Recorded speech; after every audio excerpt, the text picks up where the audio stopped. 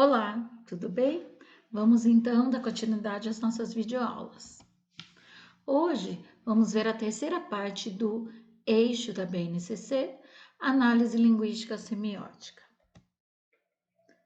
Só para retomar um pouquinho, os eixos da BNCC, eles foram divididos na área de linguagens em eixo oralidade, eixo leitura e escuta, eixo escrita e produção de textos ou por último, o eixo análise linguística semiótica. Para efeito de metodologia de ensino e também para as pesquisas, houve essa divisão nos eixos, entre os eixos, mas mesmo para o estudo de componente curricular da língua portuguesa. Essa divisão ela não deve ser muito reforçada no momento que nós vamos utilizar a língua portuguesa nas aulas. O eixo da análise linguística semiótica vai envolver procedimentos e estratégias cognitivas de análise e avaliação consciente durante os processos de leitura e de produção de textos, sejam eles orais, escritos ou multissemióticos, aqueles textos que têm a multiplicidade de formas. Então, nós podemos considerar textos que tenham imagem, desenho, movimento, um vídeo, tudo isso é considerado um texto multissemiótico. Depois, vamos também ver que o eixo de análise linguística e semiótica envolve a materialidade dos textos, que são responsáveis pelos efeitos do sentido. Há duas formas de se referir a isso: formas de composição dos textos, que você pode determinar o gênero, por exemplo, ou orais, escritos e multissemióticos também, ou as situações de produção. Qual que foi a proposta, em que situação foi produzido e por que foi utilizado determinado estilo. E isso vai se referir, então, aos estilos adotados nos textos com forte impacto no efeito de sentido. Então, lembrando novamente, o eixo de análise linguística e semiótica vai envolver duas partes: os procedimentos e estratégias para que a gente entenda o texto, digamos, o sentido, seria mais a parte semiótica, e a materialidade do texto, a parte física, que a gente vai considerar a linguística. As duas podemos considerar como forma e conteúdo. No entanto, uma ajuda a outra, elas não podem ser separadas, certo? Então, a parte de gramática, que veremos num outro vídeo, ela vai entrar nessa forma gráfica, física, material, para poder dar forma ao conteúdo que vai expressar o sentido, certo? Então, continuando, os conhecimentos construídos, eles vão sendo assimilados, eles vão sendo adicionados no decorrer do processo de ensino-aprendizagem. Na verdade, nós estamos construindo diariamente, o tempo todo e para sempre, para toda a vida, esses conhecimentos linguísticos. Cada vez que reformulamos textos, né, reformulamos sentidos apreendidos para entender melhor a mensagem, estamos reconstruindo os nossos conhecimentos.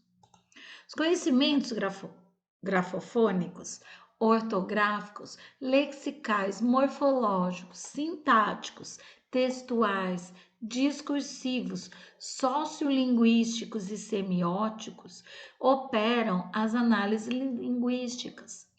Vamos ver um pouquinho aqui com calma. O grafofônico é a escrita e o som, né? A forma como aquela palavra é constituída. A ortografia é a forma correta da escrita.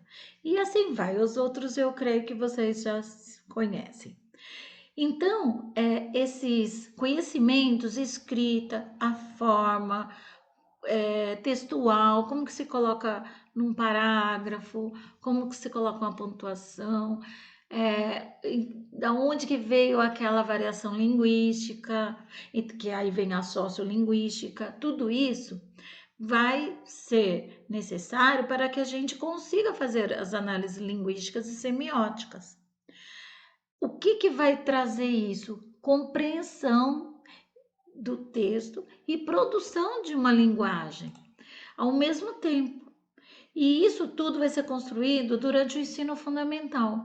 Então, no ensino fundamental, há essa construção, digamos, da base do conhecimento linguístico e semiótico.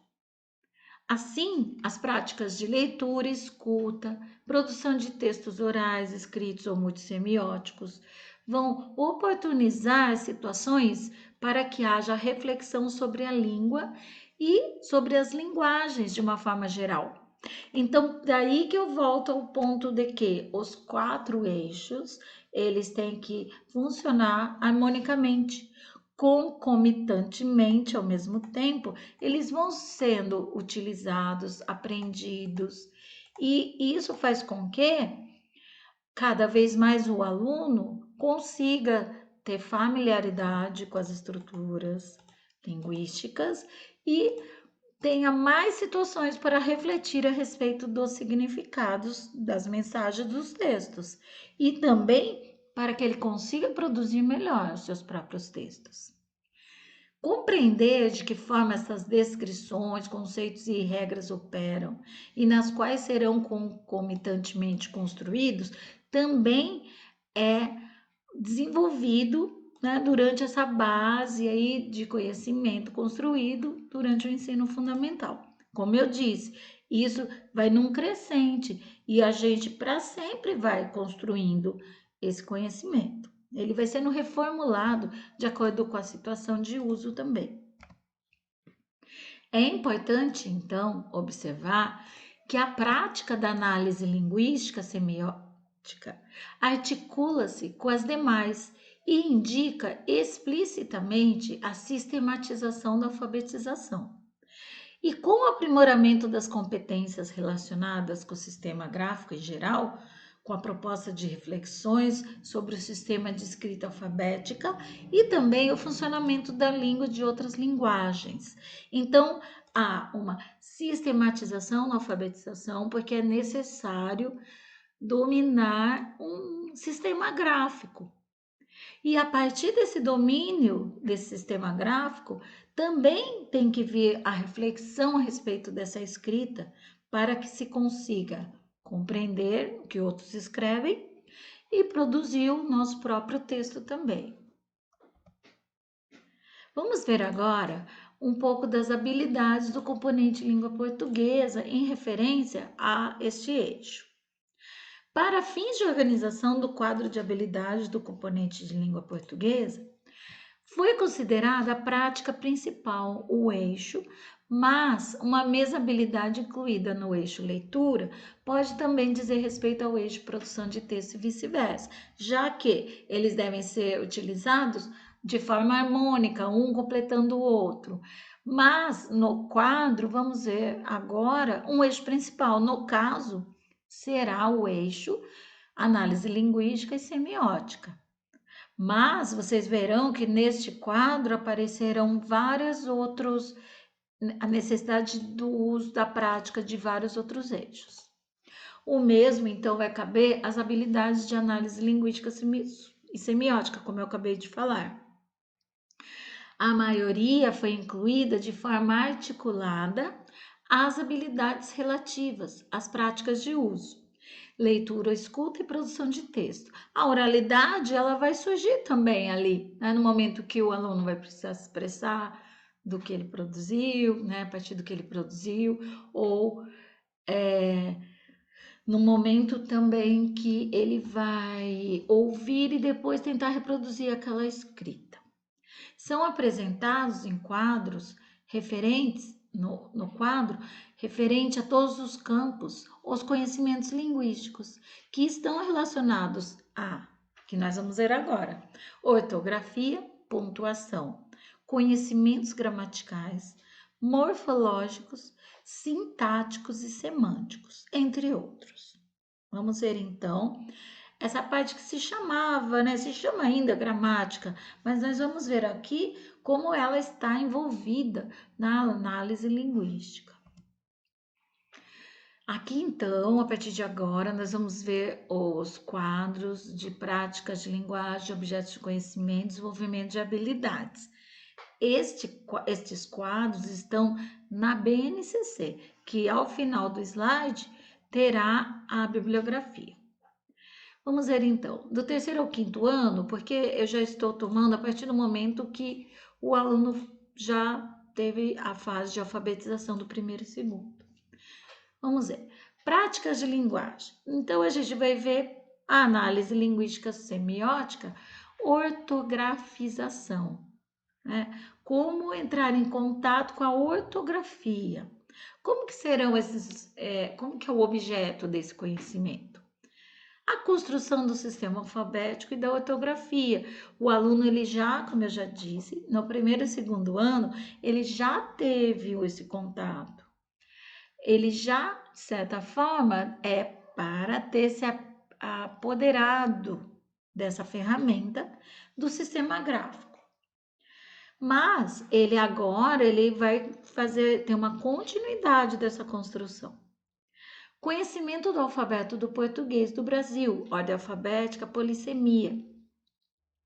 Então, ele vai conhecer melhor aí o vocabulário, o alfabeto, vai entrar em contato com a ordem alfabética e a polissemia. A polissemia é a variedade de sentidos de uma palavra e as atividades elas vão versar muito sobre isso, para que o aluno perceba como que uma palavra tem um sentido em determinada situação e em outra ele tem outro sentido, e isso é um fenômeno de todas as línguas. Por um exemplo agora, manga. A manga fruta, a manga da camisa. Continuando agora, então vejam lá, nós vimos a prática de linguagem e o objeto de conhecimento. Agora, nessa sequência, as habilidades desenvolvidas. Então, na construção do sistema alfabético e da ortografia, recorrer no terceiro, no quarto e no quinto ano, recorrer ao dicionário para esclarecer dúvida sobre a escrita de palavras, especialmente no caso de palavras com relações irregulares, fonema-grafema. Então, vejam ali com a sigla da BNCC, né, da habilidade, vamos ver ali educação infantil, do terceiro ao quinto ano, a língua portuguesa e aonde que essa habilidade está numerada lá na BNCC. Então, quando vamos falar de ortografia, sistema ortográfico, vamos já usar a atividade também do dicionário. No outro ponto, conhecimento do alfabeto português, polissemia, ler e escrever palavras com correspondências regulares, contextuais, entre grafemas e fonemas. C, Q, U, G, G, U, R, R, R, S, S, S, O e não U, E e não I. Em sílaba átona, em final de palavra, é com marcas de nasalidade, TIL, EMN. Então, aqui a gente vai apresentar para o aluno as ocorrências, né, e as diferenças, as formas diversas de se escrever, sonoridades parecidas. Ele vai perceber que a correspondência grafema, escrita e fonema, audição, às vezes existe, às vezes é um pouco diferente. E ele vai se habituando com a forma escrita correta, para que todos entendam. E também ele vai já se habituando de que a forma de se falar, a prosódia da palavra, a forma com que a palavra deve ser pronunciada, ela pode ter variação. No quarto ano, já vamos grafar palavras utilizando regras de correspondência, fonema-grafema, regulares, diretas e contextuais. Então, vamos aqui trabalhar as palavras que elas têm mais regularidade com o som e a escrita. E no quinto ano, grafar palavras utilizando regras de correspondência fonema-grafema regulares, contextuais e morfológicas, e palavras de uso frequente com correspondência irregulares. Então, essas correspondências irregulares são palavras que nós vamos falar de uma forma e no momento da escrita ela não tem essa correspondência exata. Ela parece ter uma letra mais, uma menos, uma sonoridade diferente, e isso no quinto ano é retomado, na verdade, do terceiro. Mas é como se misturasse ali. O terceiro tem uma abordagem, o quarto outra, e no quinto vai, né, os duas juntas elas vão ser revistas e reforçadas. Veja que tudo isso tem relação com a polissemia e com o alfabeto. Continuando aí, ler e escrever corretamente palavras com sílabas, consoante vogal, vogal, consoante vogal, consoante, consoante, consoante, vogal, vogal, consoante, vogal, vogal, consoante, vogal, vogal. E aí já vai ser identificado que existem vogais em todas as sílabas. A gente vai determinar a sílaba pelo menos uma vogal. Já no quarto ano, ler e escrever corretamente essas palavras com as sílabas vogal e consoante vogal vogal e já entender ali que a combinação vai dar, por exemplo, um ditongo, vogal vogal, consoante vogal vogal. E que ela é reduzida muitas vezes na língua oral. A, e, ou, né? Não, ela acaba sendo pronunciada junto. E isso pode muitas vezes confundir o aluno, e nesse momento é que ele vai perceber qual é a relação entre a forma oral e a forma escrita. Outro ponto aqui de habilidades: ler e escrever corretamente palavras com dígrafos, LH, NH, CH. E os dígrafos também são questões de você perceber que há irregularidade no grafema e no fonema. É um fonema e você escreve com duas letras. Memorizar a grafia de palavras de uso frequente, nas quais as relações fonema-grafema são irregulares e com H inicial, que não representa fonema. Então, aqui, nos 3 anos, essa habilidade ela deve ser desenvolvida, de memorizar a grafia de palavras com uso frequente. E a reflexão a respeito disso, ela vai sendo superada aí pela familiarização da grafia. Claro que a gente não utiliza o método de memorização, mas com a frequência, com o uso, com a escrita, já vai se memorizando. E as relações fonema e grafema são irregulares nessas situações, mas o aluno ele já se familiariza e já memoriza aquela forma. O H inicial, que em português ele não tem nenhum som diferente de outras línguas, nós temos esse H devido à etimologia da palavra, a origem dessa palavra, que é trazida geralmente do grego, com uma sonoridade, né? Teria talvez na época, mas o significado daquela palavra que é trazida com esse H, ele vai se manter na nossa língua e não pode ser retirado. E isso também é uma forma o aluno vai aprender e ele vai memorizar, porque é algo que não representa um fonema, só é um grafema. Então, o caso, por exemplo, de hipopótamo, que tem o H, porque hipo é um prefixo relacionado a cavalo, e ele era chamado de cavalo da água. Então, no quarto ano, continuando aí, mais uma, né, habilidade: localizar palavras no dicionário para esclarecer significados, reconhecendo o significado mais plausível para o contexto que deu origem à consulta. Então, a busca de significados, reconhecer que significados também dependem da sua utilização no texto, sempre com o texto como centralidade do aprendizado, mas a palavra retirada ela vai ser encontrada no dicionário. E a hipótese daquele sentido, antes de buscar o dicionário, também cria o hábito do aluno tentar compreender o significado daquela palavra sem recorrer sempre ao dicionário. Mas após a leitura e a hipótese do significado, a atividade de utilizar o dicionário vai enriquecer também a memorização daquela ortografia.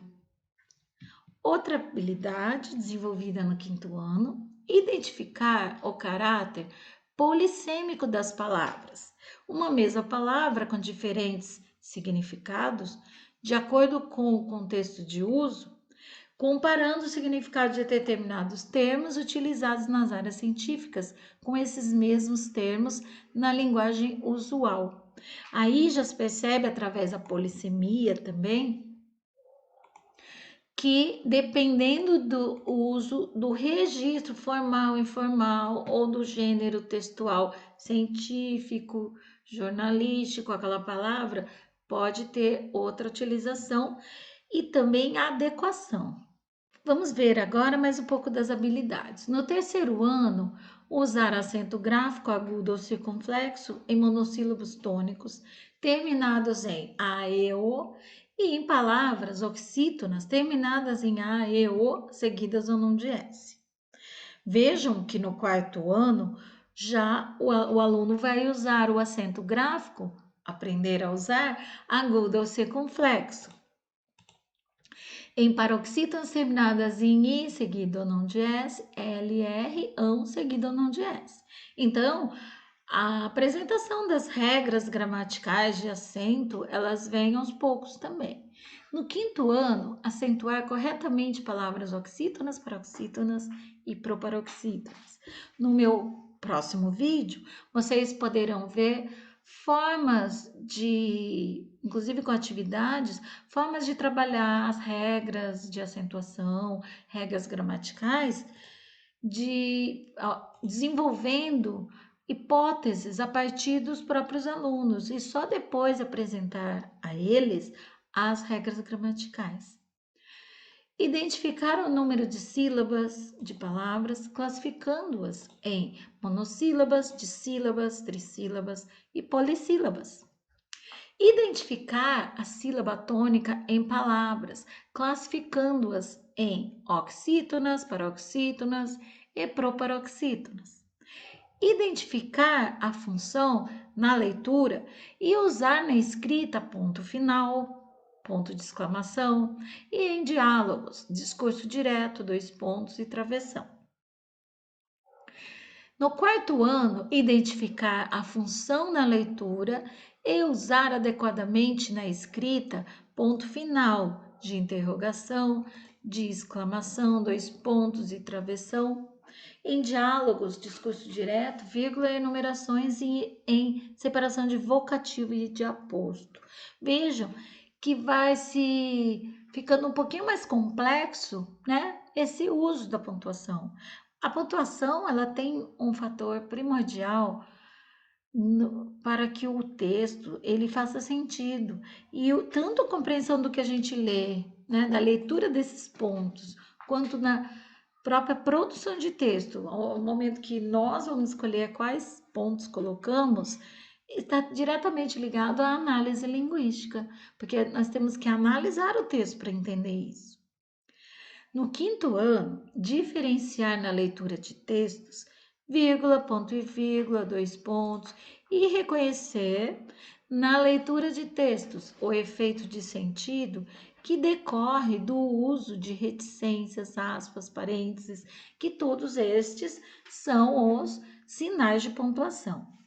Então, vejam que no início vamos identificar, né? Depois vamos utilizar com mais complexidade esses pontos e no 5º ano diferenciar, fazer uma análise mais comparativa entre os textos e produzir mais textos e também acrescentar a pontuação com aspas, parênteses e reticências. Continuando, identificar e diferenciar em textos substantivos, verbos, suas funções na oração, agente, ação, objeto da ação. Então, aqui já entra um pouquinho das classes de palavras e diferenciar, entender qual a função delas, né? Não simplesmente decorar para classificá-las, entender como há diferença entre um substantivo, sendo agente, depois o pronome, e o objeto da ação e a ação em si, seu verbo. Identificar em textos adjetivos e sua função de atribuição de propriedades aos substantivos. Identificar, depois no quarto ano, identificar em textos e usar na produção textual a concordância entre substantivo e pronome pessoal e o verbo. Concordância verbal, que é algo que vai precisar ser trabalhado até lá no final do ensino médio, porque também vão ficando mais complexas as relações entre as palavras. Identificar em textos e usar na produção textual a concordância entre artigo, substantivo e adjetivo. Aí vem a concordância do grupo nominal. Então, veja, no terceiro ano, identificar as classes de palavras e suas funções. No quarto, relacionar essas classes diferentes com a concordância, tanto verbal quanto nominal. E no quinto ano, identificar a expressão de presente, passado e futuro, são os tempos verbais no modo indicativo ainda, e flexionar adequadamente na escrita e na oralidade os verbos em concordância com os pronomes pessoais e nomes ou nomes nos sujeitos da oração. Então veja que aqui há o reforço da concordância verbal. Só que aí, como há os tempos verbais, nós temos que voltar com a concordância verbal para que ela seja flexionada em todos os três tempos verbais. Aqui, agora vamos ver essa habilidade que ela vai pertencer aos 3 anos, é a mesma habilidade que nos 3 anos deve haver, né? O exercício delas.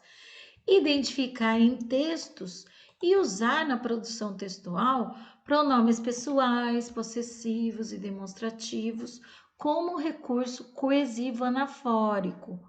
Anafórico, um elemento que ele traz algum outro elemento lá no início do texto ou um pouco anterior, na frase anterior, para que haja a coesão. Este, aquele, né? A menina, ela, essa utilização desses elementos anafóricos é que vai construir, né? Costurar o texto e fazer ele e trazer sentido a ele. Então, essa habilidade ela deve ser reforçada e trabalhada nos 3 anos, justamente por isso. No quinto ano, vamos identificar em textos o uso de conjunções e a relação que é estabelecida entre partes do texto, adição, oposição, tempo, causa, condição e finalidade. Veja que é uma construção, eu acho muito bonito isso, porque você tá ali no primeiro e segundo ano, aquele contato com o sistema gráfico, que é algo meio exato, né? E a partir daquilo você desenvolver tantas ideias e tantas mensagens, só que é num crescente.